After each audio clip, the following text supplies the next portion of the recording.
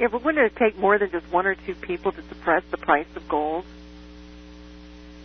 Well, it depends on how much money they had. Huh? It all depends on how much money they had. I mean, one person could do it if they had enough money. Well, the Hunts did it. They were able to manipulate the price up. Yeah, but they weren't on their own, and the manipulation was legal. That's true.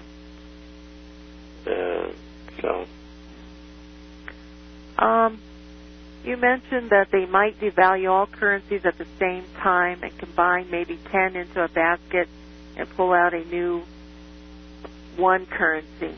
Nothing was said about what would happen to gold. This person assumes it would crush or crash the gold market. Can you address this, please? If they would have another currency, if it's not backed by gold, gold would go up in value. Because people don't want a currency that doesn't have any backing. Pretty simple. If they put gold into the basket of currencies, would it have to be attached to each currency? I mean, would a percentage of gold be... That's a good question.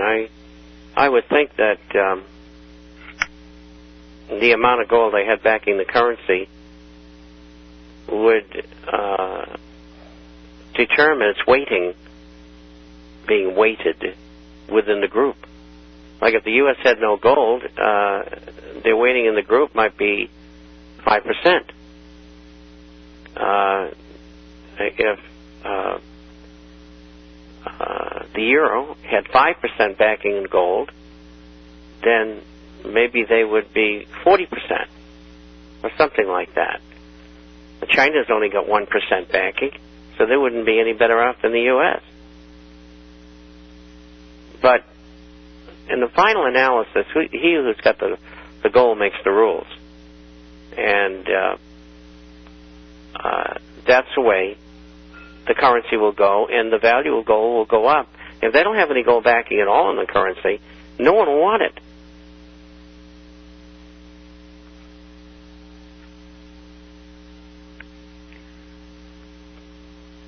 I can't remember what conversation I was having, and I was thinking that if they applied a percentage to the dollars in the basket of so many currencies that are being traded, I mean, based on the number of dollars that they have, that would skyrocket gold.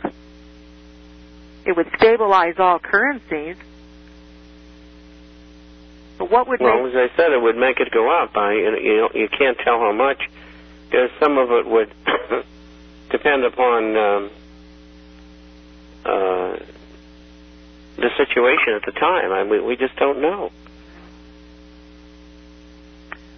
This question is not being reported by Bloomberg or CNBC, is that on June 8th, Italian officials seized U.S. bonds worth $134.5 billion from two Japanese citizens at the Italy-Switzerland border, and that the authenticity of bonds is yet to be determined. Reported yesterday, Japan Finance Minister states Japan's confidence in U.S. securities is, quote, unshakable. I don't know. I've seen it. I ran it in tomorrow's issue. I don't know what to make of it. I have, no information on it other than what you see. Wasn't there a story maybe 4 years ago, about U.S. bonds, a theft of U.S. bonds? I didn't see that, but I do know that there was a big scandal in the early 70s about the transference of money into Switzerland by Richard Nixon. He was in on it. And so I don't know anything beyond that.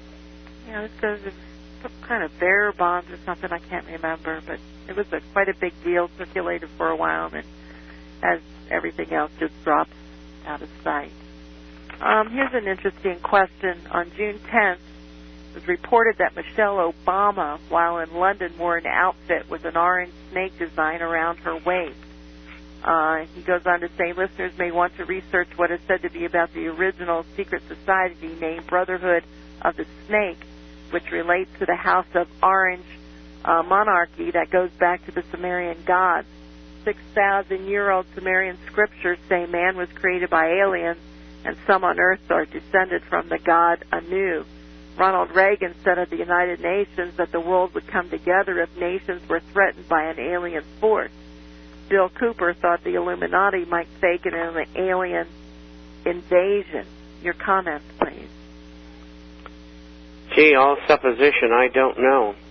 That's kind of an area that I've read a lot about it, but I certainly don't have any answers in that area. I think that fashion today is popular with dragons and snakes and orange, and probably those who design the clothes certainly put those symbols in the designing of clothes that, you know, most people are unaware of what they are. And I think that was the last of my questions, Bob. My goodness, I mean, I can't believe we went through them all. Yeah.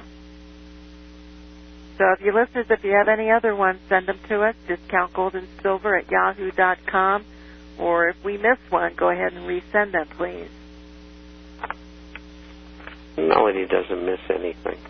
Well, I get lots of emails, too, and sometimes they do get a little blurry. Blurry. So how would you like to finish out the program, Bob? You know, I think I'll let you do that. I'm kind of running out of gas here. Why don't you tell them about some of the good buys that are available? You running out of gas? I'm losing my voice. You are? Yes. And I have, here might be just one. I'm going to have to do something this weekend where I don't talk. Is that possible? Yep. Well, I have two more questions. You don't want to answer them, so that's okay. I'll just save it till Monday. No, I'll answer questions. I just don't want to do a monologue. What else you got there? Some say that the $90 trillion in assets lost so far, the governments of the world are not inflating their currency fast enough to create inflation. What say you? Well, you'll have to say it over again, because I couldn't quite hear you. Some say that the $90 trillion in assets lost so far worldwide and more to come, the governments of the world are not inflating their currencies fast enough to create inflation. What say you? I've seen that before, and I disagree with that. They are creating inflation fast enough, and they continue to do so. There's all kinds of monetization going on, like the Chinese, the Russians, and Brazil are doing 50, 10, and 10. $70 billion worth of SDRs, and they're going to trade U.S. Treasury paper for it.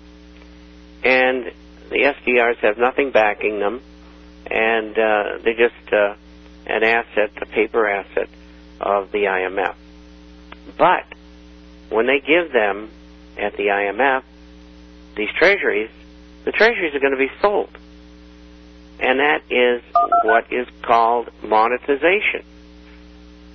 And so it creates more inflation. And so you got to add that in there, too.